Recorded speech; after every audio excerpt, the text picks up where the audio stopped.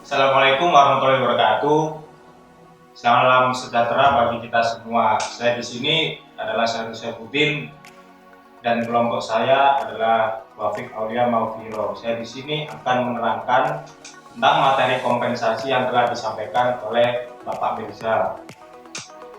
Di sini saya akan menerangkan bab 1 sampai bab 6. Yang pertama adalah bab 1 model pembayaran. Model yang disajikan dalam bab ini menyediakan struktur untuk memahami kompensasi sistem. 3 komponen utama dari model adalah tujuan kompensasi. Yang pertama, keputusan kebijakan yang memandu bagaimana tujuan akan dicapai, dan teknik yang membentuk sistem pembayaran dan mengaitkan kebijakan dengan tujuan. Bagaimana selanjutnya memeriksa masing-masing dari 4 keputusan kebijakan. Yang pertama, penyelarasan internal, daya saing eksternal, kinerja karyawan, dan manajemen, serta teknik arahan baru dan penelitian terkait. 2 pertanyaan harus selalu ada di benak para manajer. Mengapa demikian? Jarang ada suatu cara yang benar untuk merancang suatu sistem atau membayar seorang individu. Organisasi orang keadaan terlalu beragam, tetapi manajer yang terlatih dapat memilih atau merancang pendekatan yang sesuai. Lalu bagaimana? Apa tidak teknik ini dilakukan untuk kita? Bagaimana cara membantu mencapai tujuan kita? Jika jawabannya bagus, pertanyaan apa-apa tidak jelas, tidak ada gunanya untuk teknik ini. Menyesuaikan sistem pembayaran untuk memenuhi kebutuhan karyawan dan membantu mencapai tujuan organisasi adalah isi dari buku itu. Premis dasar buku itu adalah bahwa sistem kompensasi memang memiliki fakta yang mendalam. Namun terlalu sering sistem pembayaran tradisional tampaknya dirancang sebagai respon terhadap beberapa masalah historis tapi sudah lama terlupakan. Praktek-praktek berlanjut, tetapi logika yang mendasari mereka tidak selalu jelas atau bahkan relevan. Sistem pembayaran generasi selanjutnya diharapkan akan lebih fleksibel, dirancang untuk mencapai tujuan tertentu dalam kondisi yang berubah. Lalu ada bab 2 yaitu strategi totalitas keputusan. Mengelola total kompensasi secara strategis yang menyesuaikan sistem kompensasi berdasarkan kondisi bisnis dan lingkungan. Kami percaya cara terbaik untuk melanjutkan adalah mulai dengan model pembayaran, tujuan dan 4 pilihan kebijakan, dan ambil langkah-langkahnya. Langkah-langkah yang diambil untuk dibahas dalam bab ini yang pertama adalah menilai implikasi untuk total kompensasi mereka. Yang kedua, memetakan tujuan kompensasi dan 4 kebijakan pilihan untuk mencapainya, atau biasanya penyelarasan internal, daya saing eksternal dan karyawan, kontribusi dan manajemen. Yang ketiga, menerjemahkan kebijakan keempat kerja melalui sistem kompensasi dan mengimplementasikannya. Dan yang terakhir, menilai kembali dengan membandingkan hasil Anda dengan tujuan pembayaran. Apakah itu tidak sederhana? Ya, tantangan utama dalam mengelola kompensasi total adalah memahami bagaimana sistem pembayaran Anda dapat menambah nilai dan membuat organisasi lebih sukses. Kita percaya bahwa penelitian mulai menawarkan panduan berbasis bukti yang bermanfaat dengan janji akan datang lebih banyak lagi. Yang ketiga, bab 3. Bab ini membahas tentang penyelarasan internal dan bagaimana pengaruhnya terhadap karyawan dan manajer. Penyelarasan internal mengacu pada hubungan upah di antara pekerjaan, keterampilan, kompensasi dalam satu organisasi, konsekuensi potensial dari gaji internal. Struktur sangat penting bagi organisasi dan individu. Penelitian terbaru plus pengalaman menawarkan panduan mengenai desain dan manajemen struktur pembayaran internal. Struktur pembayaran, susunan tingkat untuk upah berbagai pekerjaan dalam suatu organisasi adalah dibentuk oleh faktor sosial, ekonomi, organisasi, dan lainnya. Pegawai menilai struktur menjadi adil dengan membandingkan dengan pekerjaan lain dalam organisasi dan dengan apa? pesaing membayar pekerjaan yang mirip dengan pekerjaan mereka. Penerimaan oleh karyawan atas gaji yang berbeda antar pekerjaan adalah ujian utama dari struktur upah yang adil. Struktur seperti itu adalah bagian dari jaringan pengembalian yang ditawarkan oleh organisasi. Mereka menawarkan jalur karir ke pekerjaan dengan bayaran lebih tinggi dan rasa prestasi. Kita harus ingat tujuan seluruh sistem kompensasi saat memikirkannya, struktur pembayaran internal, ada pengalaman luas dan peningkatan penelitian untuk mendukung keyakinan bahwa perbedaan dalam struktur pembayaran internal ditambah dengan dimensi lain. Dari sistem kompensasi mempengaruhi sikap dan perilaku kerja orang, dan karena itu keberhasilan organisasi diukur. Bab 4 adalah menganalisa pekerjaan. Mendorong perilaku karyawan yang membantu mencapai tujuan dan organisasi. Menumbuhkan rasa keadilan di antaranya karyawan adalah dua ciri khas internal yang bermanfaat. Salah satu keputusan pembayaran strategis pertama adalah berapa banyak sih untuk menyelaraskan struktur pembayaran secara internal dibandingkan dengan menyelaraskannya dengan kekuatan pasar eksternal. Itu jangan disiasatkan masalah tidak mencapai penyelarasan internal versus penyelarasan dengan kekuatan pasar eksternal. Keputusan strategis berfokus pada salah satu keputusan pertama.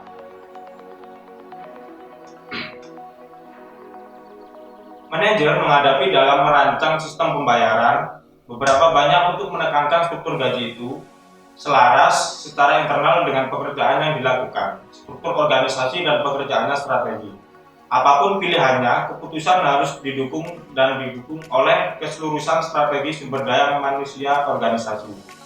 Selanjutnya, manajer harus memutuskan apakah karakteristik pekerjaan atau individu karyawan akan menjadi unit dasar analisis yang mendukung struktur pembayaran. Ini diikuti dengan menentukan data apa yang dikumpulkan, metode apa yang akan digunakan untuk mengumpulkan informasi, dan siapa yang harus dilibatkan dalam proses. Tes kunci dari struktur pembayaran yang efektif dan adil adalah penerimaan hasil oleh manajer dan karyawan. Cara terbaik untuk memastikan penerimaan hasil analisis pekerjaan adalah dengan melibatkan karyawan dan penyelia dalam proses tersebut. Minimal semua karyawan harus diberitahu tujuan kemajuan kegiatan. Jika hampir semua orang setuju tentang pentingnya analisis pekerjaan, apakah itu berarti setiap orang melakukannya? Tentu saja tidak ya. Sayangnya analisis pekerjaan bisa membosankan dan menghabiskan waktu. Seringkali pekerjaan itu diberikan kepada analisis kompensasi yang baru direkrut, seolah-olah untuk membantu mereka belajar. Organisasi tetapi mungkin juga ada sedikit ritus peralihan dalam penugasan tersebut. Alternatif untuk struktur berbasis pekerjaan seperti sistem berbasis keterampilan atau kompetisi sedang dicoba dengan banyak perusahaan. Premisnya adalah struktur yang mendasarkan pada kriteria lain. Ini akan mendorong karyawan untuk menjadi lebih fleksibel dan karenanya lebih sedikit bekerja, akan diminta untuk tingkat output yang sama. Ini mungkin argumennya, tetapi ketika pengalaman meningkat dengan alternatif, manajer menemukan bahwa mereka dapat memakan waktu dan birokratis seperti halnya analisis pekerjaan. Kita juga harus ingat, konten pekerjaan tetap menjadi kriteria konvensional untuk struktur. Yang kelima, membahas pekerjaan berdasarkan struktur dan evaluasi pekerjaan. Itu adalah bab kelima ya. Perbedaan dalam tarif yang dibayarkan untuk pekerjaan dan keterampilan yang berbeda mempengaruhi kemampuan manusia balasan untuk mencapai tujuan bisnis mereka. Perbedaan dalam hal gaji mereka penting karena kesediaan mereka untuk mengambil lebih banyak tanggung jawab dan pelatihan untuk fokus pada menambah nilai bagi pelanggan dan meningkatkan kualitas produk. Itu juga akan menjadi fleksibel cukup untuk beradaptasi untuk mengubah semua tergabung setidaknya sebagian pada bagaimana struktur pembayaran. Berbagai tingkat pekerjaan, perbedaan dalam harga yang dibayarkan untuk pekerjaan dan keterampilan yang berbeda juga memengaruhi cara adil. Karyawan meyakini bahwa mereka diperlakukan perawatan yang tidak adil adalah sangat kontraproduktif. Sejauh ini kami telah memeriksa pendekatan yang paling umum untuk merancang perbedaan gaji. Untuk pekerjaan yang berbeda, evaluasi pekerjaan. Dalam bab berikutnya kita akan memeriksa beberapa pendekatan alternatif, namun pendekatan apapun perlu dievaluasi seberapa bermanfaatnya. Evaluasi pekerjaan telah berkembang menjadi berbagai bentuk dan metode. Karenanya variasi yang luas dan dalam penggunaannya dan bagaimana hal itu dirasakan. Bab ini membahas beberapa banyak persepsi tentang peran evaluasi kerja dan mengkaji kritik yang dilontarkan. Tidak peduli bagaimana evaluasi pekerjaan dirancang, penggunanya utamanya adalah untuk membantu merancang dan mengelola struktur pembayaran terkait pekerjaan, fokus bisnis, dan disepakati. Yang terakhir adalah bab 6, struktur berbasis pekerja. Bagian buku ini membahas struktur gaji dalam suatu organisasi. Premis yang mendasari penyelarasan internal adalah bahwa struktur pembayaran internal perlu disejajarkan dengan strategi dan tujuan bisnis organisasi. Desain alur kerja perhatian untuk perlakuan adil terhadap karyawan dan niat motivasi karyawan. Hubungan kerja dalam suatu organisasi adalah bagian penting dari penyelarasan internal. Itu adalah struktur bagian dari jaringan insentif dalam organisasi. Mereka mempengaruhi kepuasan dengan gaji, kemauan untuk mencari dan menerima promosi ke pekerjaan yang lebih bertanggung jawab, upaya untuk terus belajar dan melakukan pelatihan tambahan, dan kecenderungan untuk tetap bersama. Mereka juga mengurangi timbulnya keluhan terkait pembayaran. Terkait untuk membangun struktur yang selaras, secara internal meliputi analisis pekerjaan evaluasi dan pendekatan berbasis orang untuk rencana berbasis keterampilan atau kompetensi. Namun dalam praktiknya, aspek pekerjaan dan orang digunakan meski dipandang oleh sebagian orang sebagai birokrasi membebani. Jadi pada chapter selanjutnya ada mengidentifikasi daya saing. Di sini ada 3 kontribusi penting. Yang pertama, bahwa tidak ada tarif yang aturannya paten karena para manajer membuat tingkatan pembayaran sesuai dengan keputusan campuran yang dipengaruhi oleh beberapa faktor. Yang kedua, ada pesaing pasar produk dan pasar tenaga kerja mempengaruhi tingkat upah dan keputusan campuran. Yang ketiga, bahwa tingkat upah alternatif dan keputusan campuran memiliki konsekuensi yang berbeda. Selanjutnya ada model pembayaran yang digunakan di bab ini menekankan isu-isu mengenai kebijakan strategi, di antaranya tujuan, keberpihakan, daya saing, kontribusi, dan manajemen. Kebijakan perlu dirancang untuk mencapai tujuan pembayaran tertentu. Bab ini juga berkaitan dengan daya saing eksternal atau pembayaran perbandingan antara organisasi. Perusahaan yang berbeda akan membayar tarif yang berbeda juga. Rata-rata seluruh jajaran tarif dalam suatu organisasi membentuk tingkat upah perusahaan yang berbeda juga. Untuk mencapai tujuan yang ditetapkan untuk sistem pembayaran, baik tingkat pembayaran dan campuran pembayaran harus diposisikan dengan benar relatif terhadap pesaing. Bab selanjutnya mempertimbangkan keputusan yang terlibat dan beragam teknik yang tersedia untuk mengimplementasikan keputusan tersebut. Ada tekanan kembali bahwa alasan utama kita tertarik pada kebijakan daya saing eksternal, tingkat upah, dan campuran bentuk pembayaran adalah karena hal tersebut memiliki konsekuensi besar pada tujuan organisasi. Di sini telah menetapkan dengan jelas bahwa ada perbedaan antara kebijakan kompetitif organisasi dan tingkat serta bentuk upah mereka. Namun, ada yang masih harus dipahami dengan lebih baik adalah dampak potensial dari berbagai kebijakan. Di bab selanjutnya ada tingkatan pembayaran, campuran, serta pembayaran terstruktur. Bab ini telah merinci sebagian besar organisasi mensurvei praktek pembayaran pengusaha lain untuk menentukan tarif yang dibayarkan pesaing.